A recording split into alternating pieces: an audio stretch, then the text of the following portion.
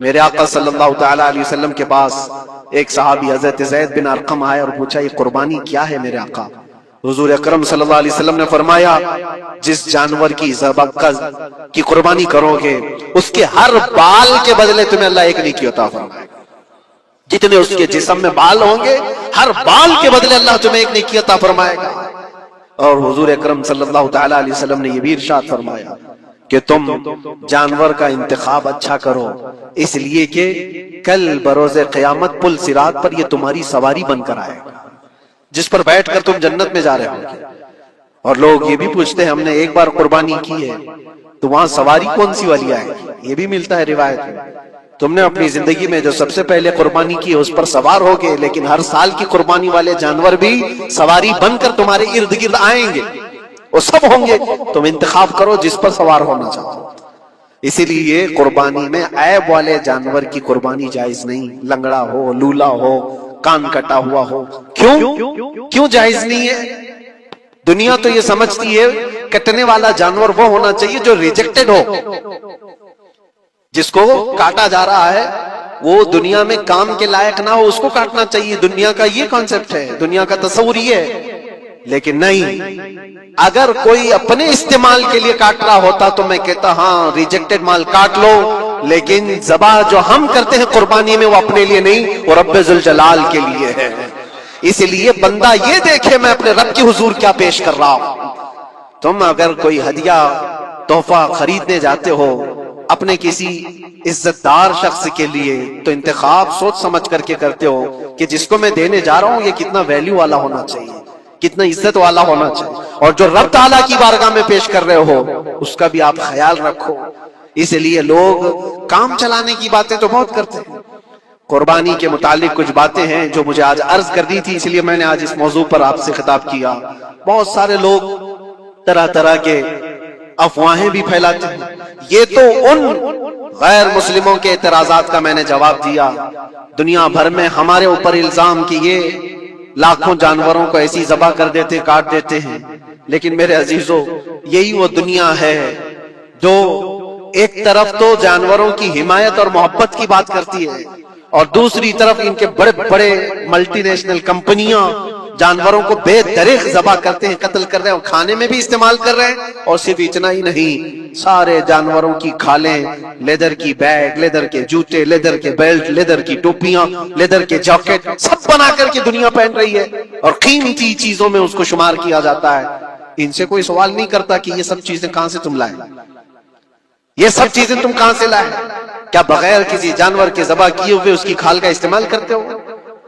Leather کا استعمال تو ساری دنیا بڑے فخر سے کر رہی ہے, حتیٰ کہ گھروں کے استعمال کرنے والے صوفے اور کرسیوں پر تک استعمال ہے, اپنی بیٹھنے والی گاڑیوں میں کار کی سیٹ پر تک استعمال ہے.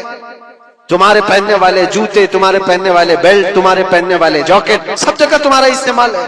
اور صرف میں یہ نہیں کہہ رہا کہ دنیا میں صرف مسلمان استعمال کرتے ہیں, ساری دنیا لیدر کا استعمال کرتی ہے. یہ لیدر کہاں سے آتا ہے؟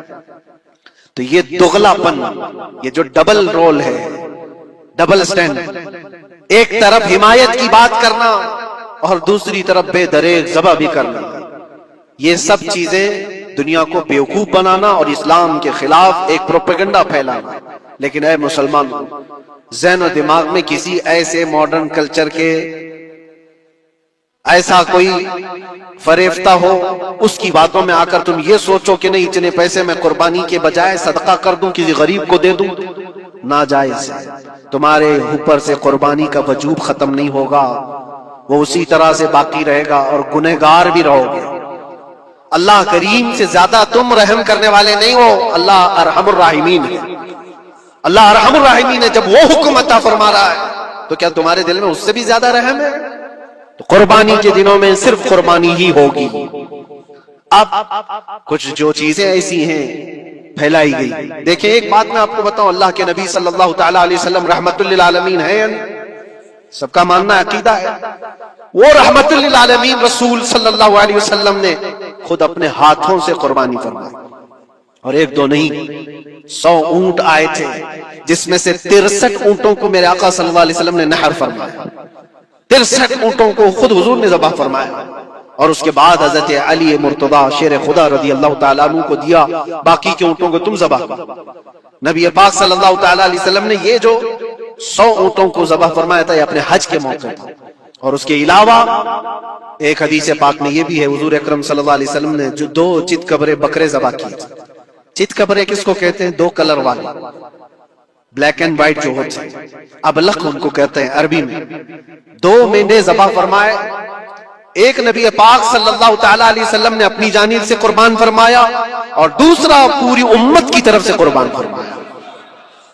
یہ رسول پاک صلی اللہ تعالیٰ علیہ وسلم کے، اسی لیے تو میں عرض کرتا ہوں میرے عزیزو، ہمارے امام نے سچ کہا، جو نہ بھولا ہم غریبوں کو رضا، یاد اس کی اپنی عادت کیجئے۔ قربانی سال میں 1 مرتبہ ہو رہی ہے، رسول پاک صلی اللہ تعالیٰ علیہ وسلم قربان کر دیتے اپنے نام سے، وہ تو کیا ہی، لیکن قیامت تک آنے والی اپنی امت کی طرف سے بھی خود اپنے ہاتھ سے قربانی فرمائے۔ آج امت یہ پوچھتی ہے میرے عزیزوں قربانی کے لیے، 1400 سال پہلے تمہارے رسول نے تمہاری جانب سے قربانی کی، اور اللہ نے جس کو استطاعت دی، جس کو طاقت دی، میں یہ چاہتا ہوں کہ تمہارے اوپر جو قربانی واجب ہے اپنی قربانی کرو، ساتھ میں ایک اور قربانی میرے مصطفیٰ کی طرف سے کرو، حضور اکرم صلی اللہ علیہ وسلم کی طرف، جبکہ ان کے احسان کا بدلہ پوری امت نہیں ادا کر سکتی، لیکن ہم ہدیہ تشکر کے طور پر اپنی طرف سے پیش کر سکتے ہیں۔ اور کچھ لوگوں نے یہ سمجھ رکھا ہے، ایک بکرا لے کر کے آتے ہیں پورے گھر والوں کی طرف سے قربانی، ایک بکرا پورے گھر والوں کی طرف سے قربانی۔ میرے عزیزو، بکرا ایک آدمی کی طرف سے ہی قربان ہوگا جو مالک نصاب ہے۔ گھر میں اگر 4 لوگ مالک نصاب ہیں تو چاروں پر قربانی ہے، شوہر پر بھی، بیوی پر بھی، بیٹے پر بھی، جو مالک نصاب ہے۔ مالک نصاب کا مطلب کیا ہے آپ جانتے ہیں؟